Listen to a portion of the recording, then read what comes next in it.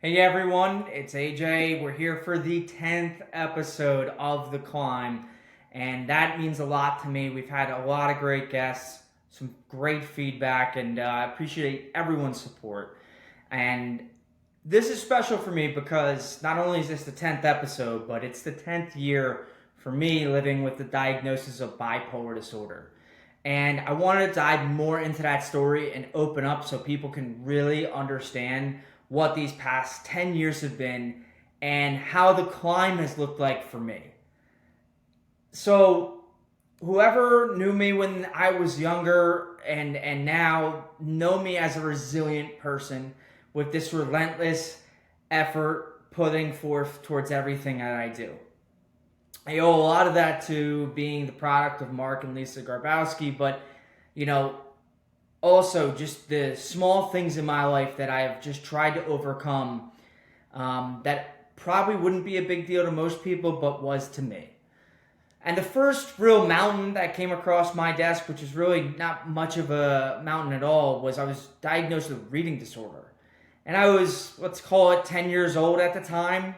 And for some reason, that really ate at me. And I just didn't want to be different. And all I wanted to do was be normal. I didn't want to be in classes with two teachers. I didn't want to be pulled out and do extra reading tests. I didn't want to work on extra reading after school with my mom. It was just a pain for me, and I just hated the aspect of being different. And for whoever knows about, reading disorders or anything of that nature in the, schools, systems, it's not that big of a deal. It's very normal. It's actually normal for people to get help and, shouldn't be a problem. But from an early age, I completely did not want to have a label on me as different.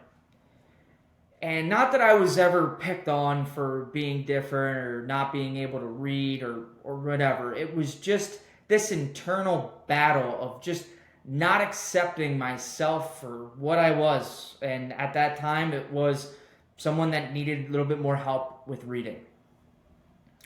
And so I kind of just met that challenge with everything that I would foresee in the future of this hard work, relentless attitude to just overcome anything that comes across my desk and just be completely resilient.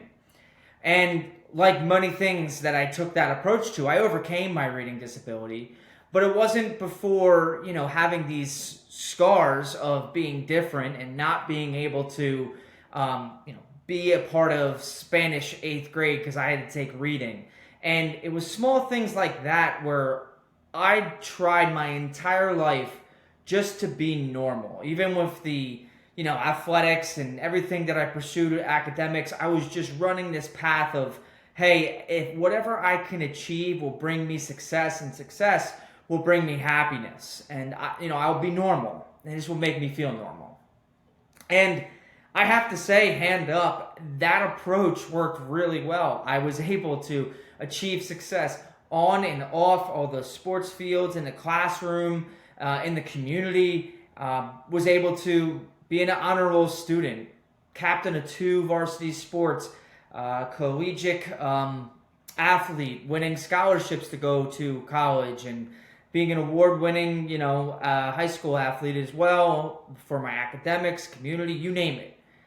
And so here I thought this was the biggest, weakness that I had actually turned into being my biggest strength of burying all these insecurities to just overcome them and then kind of putting them in the shadows. Well, that all changed completely in the summer of 2013. In 2013, all those speed bump-like obstacles that I came across turned into these giant mountain-like obstacles. And that mountain-like obstacle was being diagnosed bipolar disorder. And for years, I battled it. Went in and out of the hospital 3 different times. Been 302'd twice. Going through some very serious manic episodes. Manic episodes that I really can't recall why I'm doing a certain thing and not there. And having these really strong delusions. To the point where it's really scary. And I know that things need to change, and every single time I go into the hospital, I start by just trying to be better with myself and that relentless attitude and pushing it as hard as I can towards getting better, avoiding, hospitalization and just being stable. I go years in between my hospitalizations, but yet I always seem to kind of like get back in there. And there's many reasons for that. And I've shared before, a lot of it was, commitment to myself and being, bipolar disorder. But the biggest thing in the past 10 years, in the 7 years where I had 3 hospitalizations, the biggest thing was I wouldn't truly accept me for who I am. And at a young age, like I said, I hid all insecurities. I didn't like the person I would see in the mirror. I hated the sound of my voice. Whatever it came to, I did not like who I was. I didn't like to be different. And now that I'm diagnosed with bipolar disorder, I'm battling for years just to stay stable. But at the fingertips, my whole time was this part of acceptance, of accepting who I was and what I live with, and how being normal is a complete imagination. Because everyone's different. No matter who you are, everyone has a different trait or a different aspect in their life. And for me, being bipolar was such a burden. It was the biggest burden I could possibly have. I just wanted to look normal from the outside in. I wanted to be a functioning person with a diagnosis of bipolar disorder. But that didn't bring me the happiness that what I have now. And it's hard to put into words, but it just started to click for me when I accepted who I was and I started to practice, self-love and putting myself first and being extremely committed to being bipolar and my own habits of living a healthy life and this overwhelming positivity of gratitude for being bipolar, because I'm truly strengthened by the climb and I'm empowered to be bipolar, to have succeeded as much as I had in my life with such a large obstacle. And if anything, it fuels my fire. So I go many years not accepting who I am and what I have to deal with. And that was the hardest thing for me. But although I still have to climb up this gigantic mountain of an obstacle and try to stay at the top as best as I can, I'm much more empowered to be different. And so I share that with everyone because it's whether you have bipolar disorder, reading disability, maybe you look different, act different, sound different, you have to accept yourself before anyone else accepts you. And that's a really hard lesson that I think everyone can tap into.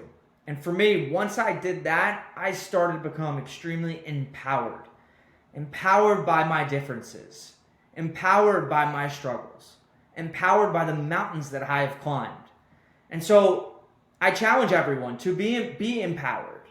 Be empowered by the difficulties that you faced in life. Be empowered by the differences that make you you.